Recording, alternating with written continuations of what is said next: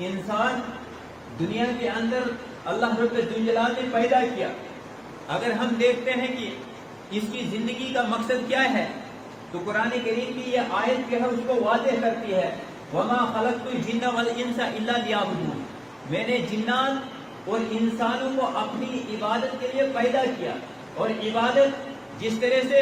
امام ابن قیم رحمہ اللہ نے اس کی جو تعریف کی ہے وہ یہ ہے الامتثال بأوامر اللہ واجتناب نواہیہ، کہ اللہ رب الجلال کے جو احکامات ہے اور جو معروف ہے جو اللہ رب الجلال نے نازل فرمائے، جن کی تشریح جناب محمد رسول اللہ صلی اللہ علیہ وسلم نے فرمائی ہے، ان احکامات کی تعمیل کرنا، ان کے اوپر جو ہے عمل پیرا ہو جانا، یہ عبادت ہے. اور جن چیزوں سے کائنات کے رب نے منع فرمایا ہے ان سے رک جانے کا نام جو ہے وہ عبادت ہے. وہ کہ عبادت جو ہے ایک جامع لفظ ہے. یہ صرف نماز کے لیے نہیں ہے، یہ صرف سجدے کے لیے نہیں ہے، یہ صرف رکوع کے لیے نہیں ہے، یہ صرف قرآن کریم کو پڑھنے کے لیے نہیں ہے، بلکہ عبادت کا جب لفظ ہم کہتے ہیں یہ لفظ اس بات کی دلیل ہے کہ کائنات کے رب نے جو نظام نازل فرمایا ہے یہ سراپا رحمت والا نظام ہے. ایک انسان جو ہے اس کی ہر گھڑی، اس کا ہر وقت اور اس کا ہر پل جو ہے وہ اللہ رب الجلال کے احکام کے بجا لانے کے اندر جو ہے وہ گزرنا چاہیے، اور اس کی حکم کی تعمیل کے اندر، اس کے حکم کی فرما برداری کے اندر جو ہے زندگی کا ہر لمحہ گزرنا چاہیے. اور اس کے مکلف جنات اور انسان کو بنایا جو اس بات کی واضح دلیل ہے کہ دنیا کے اندر انسان اور جنات جو ہے یہ شریعت ان کے لیے نازل کی گئی ہے، اور ان کو جو زندگی گزارنی چاہیے وہ اس شریعت کے مطابق گزارنی چاہیے. اور دنیا کی تاریخ اس بات کی گواہ ہے کہ جب بھی انسان نے کائنات کے رب کا فرما بردار ہو کر جو ہے دنیا کے اندر زندگی گزاری ہے وہ پوری انسانیت کا خیر خواہ بن گیا ہے. وہ دنیا کے اندر کبھی بھی اس کی ذات سے کسی کو کوئی تکلیف نہیں پہنچی ہے، اس کی ذات سے جو ہے کبھی کسی نے نفرت نہیں کی ہے. اگر اس کو سمجھا نہیں تو وہ ان بے شعوروں نے نہیں سمجھا جنہوں نے اس کو، جن کا علم سے کوئی تعلق نہیں تھا، جو شعور نہیں رکھتے تھے. لیکن اگر کوئی بھی انسان جو اللہ تعالیٰ کا فرما بردار ہو، جناب محمد رسول اللہ صلی اللہ علیہ وسلم کا فرما بردار ہو، وہ ایسا ہو ہی نہیں سکتا ہے کہ اس کی زندگی خیر کا باعث نہ ہو. وہ معاشرے کے لیے ثنا کا رحمت ہے، وہ اپنے گھر کے لیے رحمت ہے، وہ اپنے معاشرے کے لیے رحمت ہے، وہ اپنی مجلس کے لیے رحمت ہے، وہ اپنی محفل کے لیے رحمت ہے، وہ پورے ہمسایوں کے لیے رحمت ہے، وہ پوری دنیا انسانیت کے لیے رحمت ہے. اگر یقین نہیں آتا تو کائنات کے عظیم پیغمبر محمد رسول اللہ صلی اللہ علیہ وسلم کا جو معاشرہ تھا، جو آپ صلی اللہ علیہ وسلم کے سامنے تھا، جن کو کائنات کے رب نے منتخب کیا تھا اس قرآن کریم کے لیے،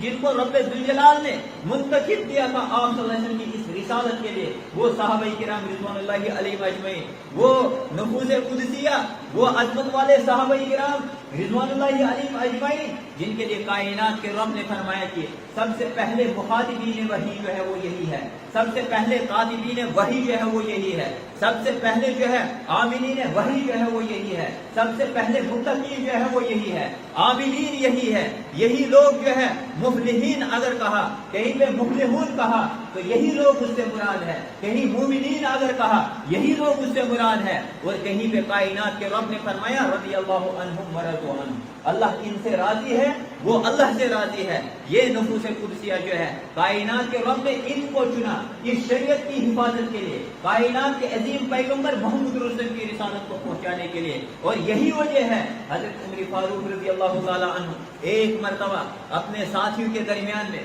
صحابہ سے کہا بتاؤ تم اپنا جو ارادہ ہے یا اپنی جو آرزویں ہیں وہ تم لوگ بیان کرو کہ تم لوگ کیا آرزو رکھتے ہو، مستقبل کی پلاننگ کیا ہے، تم فیوچر کے لیے جو ہے کون سا پلان تیار کرتے ہو. آج امت اسلامیہ کے جوانوں اور بزرگوں غور کرنے کا مقام ہے. اگر آج ہم سے بھی پوچھا جائے ہم آگے اپنی نسل کے لیے، آگے اپنی قوم کے لیے نہ جانے کتنی پلاننگ جو ہے وہ ہمارے ذہنوں کے اندر ہوگی، ہمارے دلوں کے اندر ہوگی، اور ہم یہ بھول جائیں گے وہ نفوس قدسیہ جن کی قرآن کریم نے تعریف کی، جن کا رب ذوالجلال نے قرآن کریم کے اندر جو ہے عظمت والے ان صحابہ کا جو ذکر کیا ہے، ان کی جو شان بیان کی ہے، ہم یہ بھول جائیں گے کہ ہماری بھی کوئی حیثیت ہے، یا ان کے سامنے جو ہے ہماری بھی یہ فلانی جو ہے یہ کوئی ویلیو رکھتی ہے یا کوئی حیثیت رکھتی ہے۔ اگر ہم ان کی زندگیوں کا مطالعہ کریں، ان کی زندگیاں جو ہے وہ شریعت اسلامیہ کے مطابق گزرتی ہے، وہ قرآن اور سنت جو ہے اولیت اس کو حاصل ہے،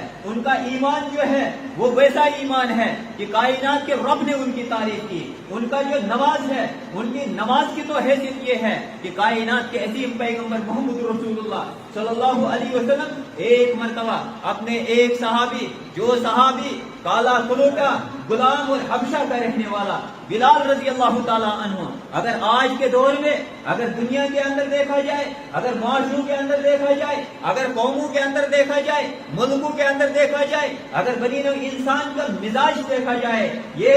جو تقسیم کاری ہے یا جو مختلف طبقوں کے اندر تقسیم ہے، مختلف نسلوں کے اندر تقسیم ہے، مختلف ذاتوں کے اندر تقسیم ہے، مختلف برادریوں کے اندر یہ انسانی طبقہ جو تقسیم ہے، اگر دیکھا جائے کائنات کے عظیم پیغمبر محمد رسول اللہ صلی اللہ علیہ وسلم کے دربار میں ایک حبشہ کا رہنے والا غلام حضرت بلال حبشی رضی اللہ تعالیٰ عنہ کہا، اے بلال میں نے خواب میں دیکھا ہے، اور نبیوں کا جو خواب ہوتا ہے وہ اللہ تعالیٰ کی طرف سے وحی الہی ہوا کرتا ہے، وہ سچا خواب ہوا کرتا ہے، وہ اللہ تعالیٰ کی طرف سے ہوا کرتا ہے۔ کائنات کے عظیم پیغمبر محمد رسول اللہ صلی اللہ علیہ وسلم فرمایا، اے بلال کون سا عمل کرتے ہو دنیا کے اندر کہ میں نے دیکھا کہ جنت کے اندر جو ہے تیرے قدموں کی آہٹ جو ہے میں سنتا ہوں، تیرے قدموں کی آواز جو ہے وہ میں اپنے سامنے جو ہے اپنے سامنے سے جو ہے وہ پاتا ہوں۔ کائنات کا عظیم پیغمبر محمد رسول اللہ اگر مشفق باپ ہو تو اس طرح سے ہو، مشفق رہبر ہو تو اس طرح سے ہو، اگر حکمران ہو تو اس طرح سے ہو، اگر پیغمبر ہو تو ایسا ہو، رہبر ہو تو ایسا ہو، اگر کوئی رہنما ہو تو ایسا ہو، دنیا کے اندر اگر کوئی ہدایت کی راہ دکھانے والا ہو تو ایسا ہو۔ وہ عظیم پیغمبر جس کا اپنے صحابہ کرام رضوان اللہ علیہم اجمعین، اپنے ساتھیوں کا ان صحابہ کرام رضوان اللہ علیہم اجمعین جنہوں نے ایمان لایا تھا، ان کے قدموں کی آہٹ کو بھی پہچانتے تھے جناب محمد رسول اللہ۔ وہ دنیا کے لوگوں، آج ہم محبت کا دعویٰ کرتے ہیں، آج ہم محبت کا دم بھرتے ہیں،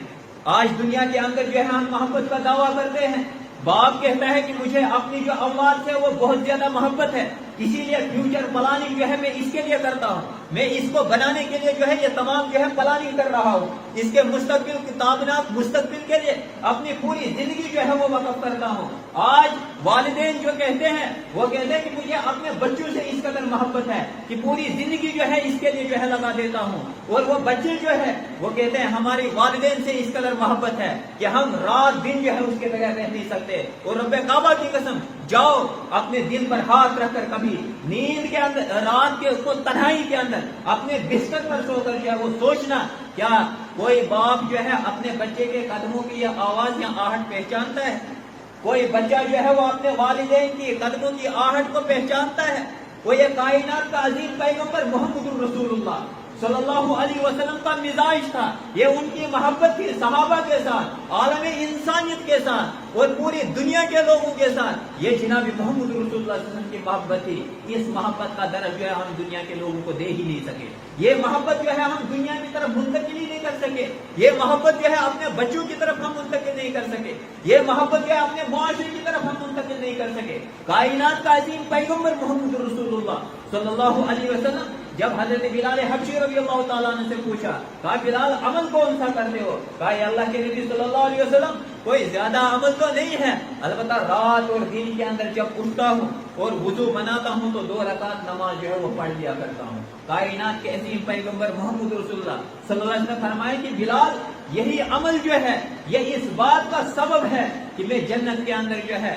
اپنے سے پہلے جو ہے آپ کے قدموں کی آواز کو جو ہے وہ سنتا ہوں۔ امت اسلامیہ کے جوانوں، میں جو آپ کو بتانا چاہتا ہوں، یہ نماز کوئی فرض نماز نہیں ہے، یہ نماز جو ہے یہ اللہ تعالیٰ کی طرف سے فرض کردہ نہیں ہے، یہ نفل نماز کی بات ہے، یہ سنتوں کی بات ہے، یہ مندوب نماز کی جو ہے وہ بات ہے۔ یہ بلال حبشی جو نفل نماز کو اس طرح سے ادا کرتے تھے، کیا آج ہمارے اندر یہ تاثیر موجود ہے؟ کیا آج ہمارے اندر یہ جذبہ موجود ہے کہ ہم فرض نماز کو چھوڑ دیتے ہیں تو چہ جائے کہ ہم لوگ نفل نمازوں کی بات کریں، چہ جائے کہ ہم لوگ جنت تو پانا چاہتے ہیں لیکن عیش و عشرت کے اندر جو ہے وہ جنت جو ہے ہمیں ملنی چاہیے، وہ ہمارے مزاج کے مطابق ملنی چاہیے، وہ ہمارا جو نفس کہتا ہے وہ اس کے مطابق، ہماری خواہشات جس طرح سے گزرتی ہے ہم اس طرح سے جو ہے اس جنت کو پانا چاہتے ہیں۔ نہیں، کائنات کے عظیم پیغمبر محمد رسول اللہ صلی اللہ علیہ وسلم کے لیے جو منتخب کیے صحابہ کرام، کائنات کے رب نے ان کا مزاج یہ تھا کہ جناب محمد رسول اللہ صلی اللہ علیہ وسلم کی زبان مبارک سے بات نکلے اور وہ فوراً اس پر عمل پیرا ہو جاتے تھے۔ یہ سوال ہی نہیں ہے ان کو درس دینا پڑتا، یہ سوال ہی نہیں ہے کہ پوری زندگی جو ہے وہ لگا لینی پڑے اور پھر بھی پتا چلے کہ یہاں جو ہے اثر نہیں ہے۔